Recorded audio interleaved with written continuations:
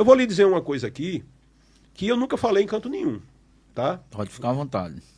Você lembra do debate que teve de Flávio Bolsonaro no Rio de Janeiro, que ele desmaiou, passou mal, professor? Nossa, eu tô... Júlia. Se você estiver passando mal. Ele tá passando mal. Tá passando mal. Por favor, não dá para continuar. Tá passando mal. Os assessores podem, ele tá passando mal, por favor. Os assessores podem, por favor, retirá-lo. Eu vou lhe contar algo aqui que poucas pessoas sabem.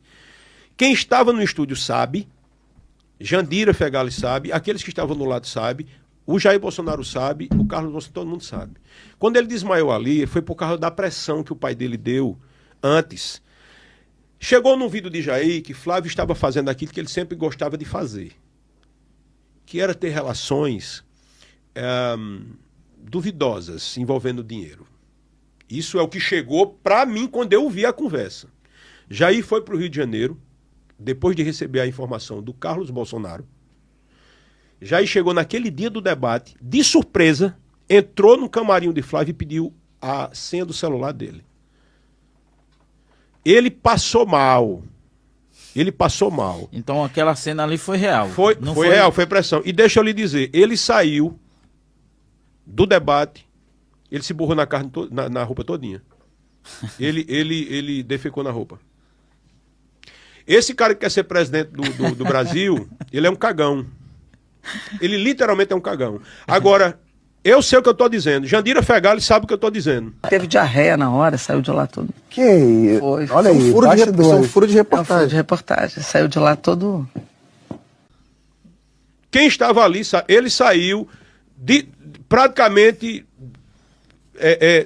saiu totalmente fora da E qual do foi eixo. a reação de Jair ao saber dessas transações? Não, foi uma briga grande. Quem levantou essa informação para ele foi o Carlos Bolsonaro, que é um cara problemático em todos os sentidos. E Jair ficou puto com aquilo. Então Jair não permitiu que ele fizesse a arrecadação, como eles fazem hoje, com a cara mais lisa do mundo. Flávio foi agora pedir doação, cara. Nós começamos a nossa campanha de arrecadação. Estamos começando. Rapaz, a gente está falando aqui de um partido que tem uma fortuna. Assim, fora do comum. Fora que tem muito. Vai ter muito caixa 2 de empresários. Existe um movimento voluntário no Brasil que as pessoas fazem camisa, adesivo. Gasta mesmo. Então, eu acho cruel essas pessoas pedirem. Eu vou ser candidato agora, eu não vou pedir um centavo a ninguém, amigo. Eu vou contar com minha rede social. Vamos falar disso daqui a pouco. Vou contar minha rede social e vou fazer aquilo que eu tenho consciência que devo fazer. O cara foi para uma cara mais lisa pedir doação para uma campanha, com um partido que tem um dos maiores fundos eleitorais da história Agora tem dinheiro, teve dinheiro para pegar, dar proposta de 40 milhões para partido para apoiar ele. Você está entendendo? O cara tem que ser muito otário, rapaz, para pegar e ser burro mesmo para poder hoje apoiar um cara como Flávio Bolsonaro. Impressionante essa situação que o Julian Lemos nos revelou aqui, galera. Que situação constrangedora que o Flávio passou, hein? Bom, pessoal, mas eu gostaria mesmo que você reagisse junto comigo aqui, um corte de vídeo, onde foi uma entrevista do Julian Lemos lá no podcast Três Irmãos. Esse corte de vídeo tá sensacional. Já quero te pedir o seu like, tá? Eu já pedi agora no início do vídeo pra você não esquecer no final. Então já deixa o seu like pra ajudar o canal e acompanhe aqui comigo, você vai se surpreender com isso aqui. Agora tá melhor do que no governo Bolsonaro? Está melhor está, isso eu não tenho dúvida, em tudo. Economicamente, porque nós não tínhamos um presidente que discutisse a administração pública. A gente tinha um presidente que todos os dias ia para um cercadinho gerar uma polêmica e desnecessária, seja desde um partido a aliados, a passar boa parte do tempo do governo. Aí quem está falando aqui sou eu. Flávio Bolsonaro está desafiado. Qualquer um vassalo bolsonarista. Quando Bolsonaro passou a negociar, abrir mão e mudar o discurso para blindar o Flávio. Diante de uma investigação do COAF, que aconteceu, capitaneada pelo Ministério Público do Rio de Janeiro, por movimentações financeiras altamente suspeitas. Esse COAF era no Ministério da Justiça, que estava sendo administrado pelo ministro Moro. Eu fui para uma olha como é a minha legitimidade. Eu fui para uma audiência pública defender Moro como ministro, porque ele não tinha como se defender sobre essa mudança Porque no Ministério da Justiça existe um órgão que está fiscalizando isso aqui é tanto, isso aqui. Aí vai para o Ministério da Economia é outra coisa. Os caras aí, passa, deixa. É diferente. Justiça, economia, você vê que é diferente. E dentro do parlamento eu escutava que existia um mover para, de certo modo, pegar Jair, porque Jair era uma pessoa, não é que ele não governasse com o parlamento, ele não sabia o que fazer diante da cadeira que ele estava sentado.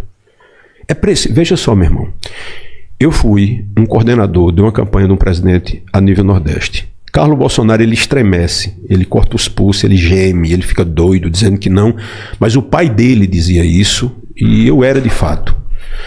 Fui vice-presidente do PSL. A gente vê um cara que, ao ser eleito presidente, já na transição, Jair, aí você vai dizer, porra, como é que você não viu isso? Eu não tinha como saber, irmão. Ele não sabia o que fazer diante da cadeira da presidência. Para conseguir os ministros, por exemplo, tirando Paulo Guedes. Paulo Guedes é um dos caras mais, não vou dizer um termo menor do que isso, mas ele é um ninja. Você vê, ele nunca se envolveu com o governo, nunca defendeu Jair, ele era ele, saiu ileso, não tem ninguém falando sobre ele. Mas foi o cara que mais fez business ali dentro. Muito, em grande escala, cara. Quem ainda deu um freiozinho nele foi parte do Centrão, porque percebeu o jogo dele. Mas vamos lá, saiu ileso. Tinha o Moro, que era o estandarte, e Jair, o que foi que deu envergadura e robustez à campanha de Jair? Perceba. Paulo Guedes como ministro, super-ministro, o Ipiranga, depois um paladino da moral que era o Moro, que hoje se autodesmoralizou, se anulou totalmente diante da postura dele, e depois a facada que aumentou 8 pontos de Jair em uma semana. Sem isso, Jair tinha perdido a eleição para Haddad. Porque Jair nós tínhamos uma dúvida, se ele era um cara, porra, esse cara sai fora demais da linha e briga com bobagem. Jair sempre foi um deputado caricato, que a gente chama de baixo clero.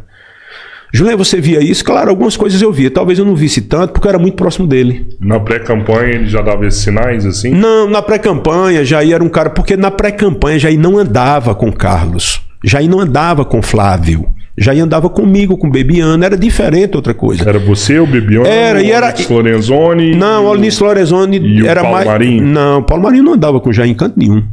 Não. A estrutura da campanha de Jair do primeiro turno foi dentro da mansão de Paulo Marinho. Paulo Marinho. Tá? Isso aí é fato. Ele foi um grande aliado de Jair. Foi dentro daquele negocinho de fazer celular, besteirinha, aquilo ali era para boi dormir. Inclusive o marqueteiro inicial da campanha de Jair com aquela música Muda Brasil, Muda Brasil. Não, aquilo foi feito em João Pessoa por uma agência que eu consegui. A música principal da campanha de Jair. Então, foi dentro da casa de Paulo Marinho, né? Era você, então, você, o Bebiano e o Bolsonaro. Eu, Bebiano e Bolsonaro, e Flávio não, e Carlos Bolsonaro só apareceu já no meio do caminho. Carlos Bolsonaro sempre foi escondido do pai à distância, porque o pai sabia que ele era uma pessoa com problemas. E eu preciso dizer aqui uma coisa, que eu conheci Carlos a primeira vez lá no gabinete, achei um cara agradável, um cara tranquilo, de boa e tal.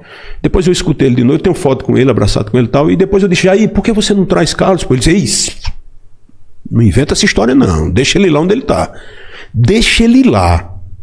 Mas ele acaba saindo do gabinete dele no Rio de Janeiro e indo pra Brasília trabalhar. Depois que ele é presidente da República, o pai. Mas puxar a mala como eu, levantar o pai nas costas como eu e Bebiano no aeroporto, ele não fazia não. Mas o pai usava o Carlos também pra fomentar essas ideias olavistas ali que tinha. Deixa eu te falar, Jair era como um conselheiro ali. Jair não estava nem aí para Olavo. E Olavo percebeu isso. Jair não dava a mínima ao Olavo. Quem dava alguma moralzinha ao Olavo, primeiro era Carlos Bolsonaro, que assistia ao Olavo 24 horas. A vida de Carlos Bolsonaro era assistir Olavo de Carvalho, tomar o remedinho dele, Rivotril, tá com um poodlezinho dele de lado, e algumas vezes que eu vi, quando chegava na casa dele, ele estava de colete, segurando uma arma longa dentro de casa, feito um pirado. Era isso que eu via. Era um camarada totalmente antissocial. Isso era personalidade. Rapaz, prestem atenção. Ó, vocês estão assistindo, prestem atenção, cara.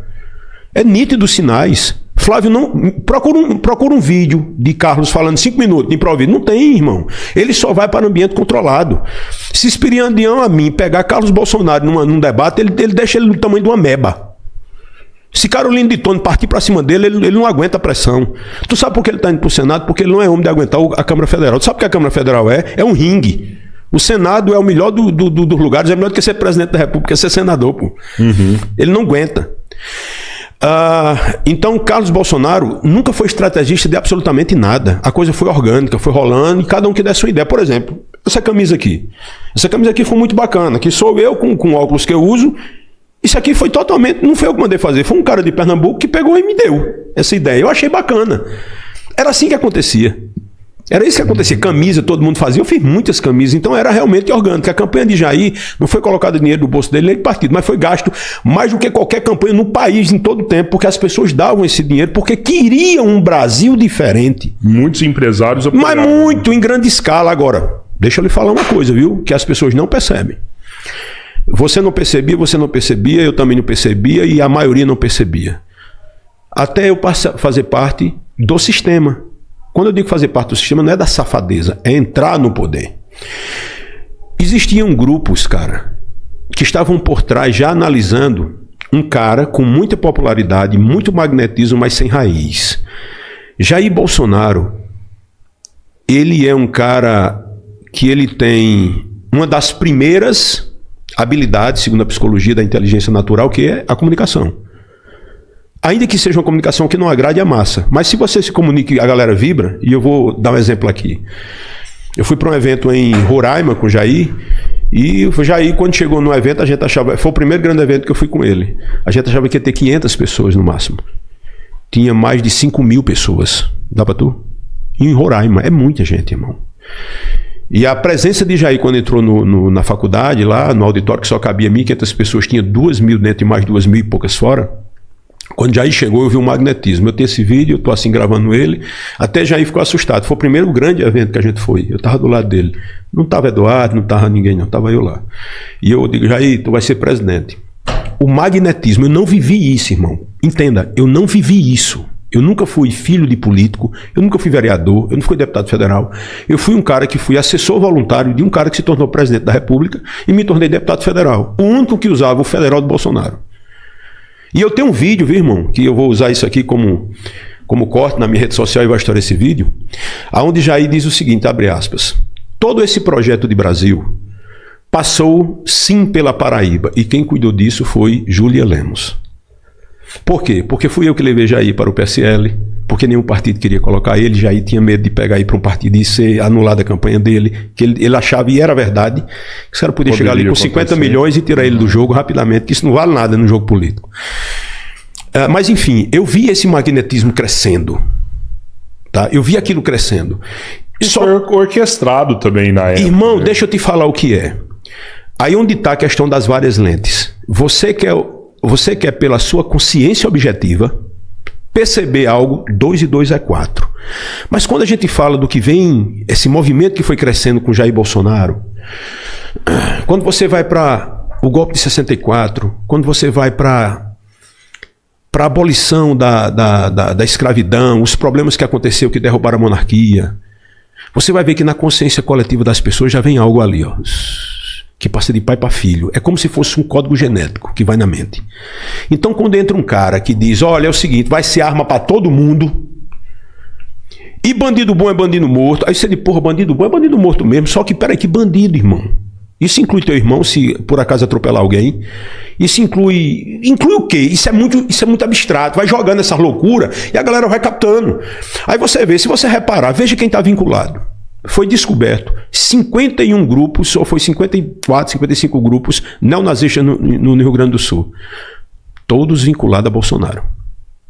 As igrejas pentecostais, e aqui eu não estou falando da fé das pessoas. Eu estou falando de um monte de pastor picareta.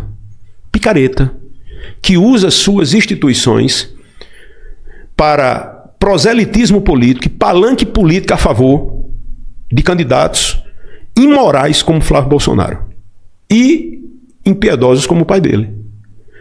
Usam aquelas pessoas ali, isso é proibido e não é, e isso inclusive isso não pode ser feito, principalmente porque é antecipação de campanha. E aquela estrutura ali, ela é usada a favor de candidatos. Como é que eles identificam assim? Porque isso é uma coisa realmente muito preocupante. No Rio Grande do Sul são 51 células neonazistas. Exatamente. Você viu isso, não viu? Como que eles identificaram isso? Eles identificaram porque... Esse pessoal foi preso? Foi preso, a polícia invadiu. Foi desmantelado. E foi desmantelado. 51 grupos neonazistas foram desmantelados, células, né, de pessoas que tinham um viés exatamente ligados à violência, a racismo, a nordestino, a tudo. E essas pessoas tinham sempre o perfil na rede social que tinham aqueles códigozinhos geralmente. Deus, pátria, família. Aí tinha lá. Você tá entendendo? Eles eram ligados, pessoas, a esse viés. Isso foi denúncia e Polícia Federal. Não, é porque na realidade, é porque isso é mundial. Isso é mundial. Né? É como pedofilia. Sim. Pedofilia, o cara abre um vídeo aqui e acha que tá tudo bom. Pega um link aqui, só que, né, eu fui 4 vezes titular da Comissão de Segurança Pública e Combate ao Crime Organizado, e a minha praia era investigar crimes cibernéticos. Eu estava montando uma estratégia através de uma CPI para investigar esses crimes, que tem muito. Isso é um assunto que é bom a gente tocar também. O cara metia uma hashtag ali e já tava monitorando o cara. Irmão, o cara tá falando, achando que tá falando com a criança ali, é um avatar. É um avatar. Entendeu? Eu entrei dentro de grupos de WhatsApp, como parlamentar, as pessoas sabiam que eu estava envolvido, e as pessoas, deputado, manda, entre esse link aí. Aí eu entrava, irmão, é negócio, assim, eu tenho arquivos que um ser humano desacredita do ser humano. Mas hoje parece que a quantidade de células neonazistas que apareceram no Brasil, grande maioria está na região Nordeste, né? Não, Rio Grande do Sul. Aumentou Rio Grande do Sul. Caramba lá. Né? Isso é porque, na realidade, começa com um viés não só de nazista, não tem só esse viés. Começa com racismo, Olha, deixa eu te falar, há uma forma muito sutil de entre uma coisa e outra, não muito distante, mas que se parece, mas não é. Uma coisinha vai chegando ali, é um red pill aqui, é um xenófobo aqui, é um machista ali. Você tá entendendo? É o cara que não gosta do cara da religião de matriz africana, é o camarada que diz que tem que separar o Nordeste. Bicho, são sinais, cara. Você vê deputado federal afirmando que tem que separar o Nordeste. Isso é um pensamento o quê? Vários. Entendeu? Entendeu? Você vê, por exemplo, o Nicolas Ferreira, vamos lá, pensamento dele. Uma fala extremamente de supremacia racial. O cara chega diante de um vídeo, de um caminhão, e diz, preste bem atenção, nós somos mais bonitos do que eles, em relação ao pessoal da esquerda. Nós somos mais inteligentes do que ele. Nós somos um povo mais isso e aquilo. Aí começa. Aquilo vai entrando, irmão. Aí quem entende isso tem que ir para Carl Jung. Vai para a consciência coletiva das pessoas. Nós somos melhores, pô. Nós não somos como os nordestinos, que são preguiçosos. Aí começa. Aí o prefeito não sei de onde diz, bota para fora esse.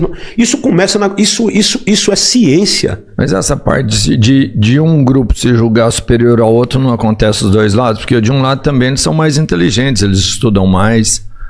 Eu vejo essa percepção mas quem? De dois lados, quem na estuda esquerda mais? também. Não, irmão, mas veja só, sabe, se julgarem mais inteligentes, mais estudados. Mas eu não vejo ninguém, por exemplo, eu vi entrevistas aqui de vocês, essa sua resposta você mesmo já tem dentro do seu programa.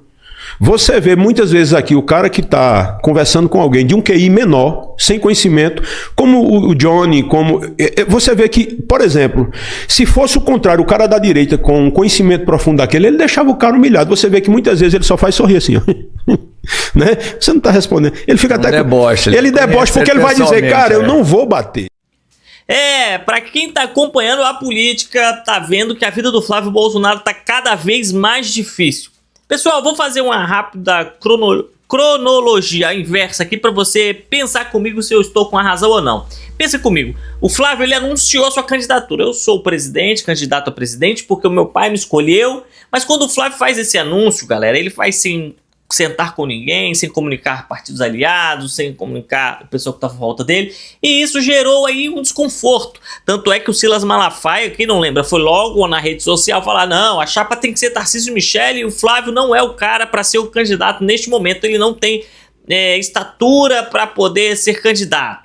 Aí, depois disso, o Flávio Bolsonaro começa a fazer a sua pré-campanha, pontua bem, sobe nas pesquisas, mas aí começa a vir as bombas. As supostas corrupções do Flávio Bolsonaro, né? Começou a vir à tona aí, explicitar ainda mais, mostrar ainda mais sobre loja de chocolate, sobre as supostas rachadinhas no Rio de Janeiro, sobre a ligação próxima que ele tem com o Adriano da Nóbrega, a familiares do miliciano no gabinete dele, rachadinha e um monte de coisa. E depois começou os áudios do Vorcaro, também veio a situação dos encontros que ele teve com o Vorcaro e as mentiras, uma atrás da outra, e ele sendo desmentido a todo momento. Pois é. Depois disso, pessoal, o Flávio Bolsonaro despencou nas pesquisas, não conseguiu os apoios dos partidos que ele tinha na mão praticamente, que eram os partidos que estavam com o pai dele. Eu vou falar aqui o Republicanos, o partido do Ciro Nogueira, o PP, União Brasil, são partidos que eram importantes ali para ajudar o Flávio. Flávio nem o vice estava conseguindo direito. Teve a briga com a Michelle. Então, assim, são situações terríveis que o Flávio vem enfrentando e ele continua empurrando para frente essa candidatura. E veio agora também a situação da sua filiação, que é outra coisa que também vai ser possivelmente investigada, essa filiação do Flávio Bolsonaro no Partido Missão do Renan Santos. Então o Flávio é um caos, ele já chega sobrecarregado. Cara, eu falei isso no outro vídeo meu e vou repetir nesse vídeo nosso aqui, tá? O Flávio só ganha essa eleição se acontecer uma interferência extraordinária nessa eleição. Fora isso, ele não tem como ganhar, galera. É uma campanha muito desorganizada, é briga todo tempo. Paulo Figueiredo falando um monte de asneira lá fora, o Eduardo gravando os vídeos atrapalhando ainda mais. Então, assim, pro Flávio ganhar, galera, só se for interferência mesmo. E vocês sabem do que eu tô falando, e a gente não quer isso, mas pode acontecer se o Brasil não ficar ligado, se o brasileiro não ficar ligado. Mas se o Flávio vencer a eleição, vocês já sabem, né? Corte para todo lado. Isso já é projeto de campanha, já é projeto de governo dele, é cortes para todo lado. Vai acontecer o que aconteceu na Argentina, reforma trabalhista em cima de reforma. Vai ser uma condição complicada para o país, tá? Você pode ter certeza que vai, sem contar que os Estados Unidos é que vai mandar, né? Porque ele já recebeu aquela carta do Rubio agradecendo a transição de governo. Então, gente, é só um alerta mesmo. O caos da campanha do Flávio Bolsonaro, o caos que é a família Bolsonaro, o caos que foi o governo Bolsonaro, representa tudo que o Brasil está correndo risco de ter novamente se o Flávio vencer essa eleição. Então, por isso que eu digo, Lula precisa permanecer. Lula precisa também de um congresso que trabalhe junto com ele. Apesar de que agora eu vi uma notícia aqui que o Alcolumbre vai colocar para tramitar, vai colocar para andar aí a situação da 6x1. Tá bom, galera? Gente, muito obrigado. Obrigado por assistir o vídeo. Já deixa o like, se inscreve, compartilha. Até o próximo, se Deus quiser, vídeo em breve aqui no canal.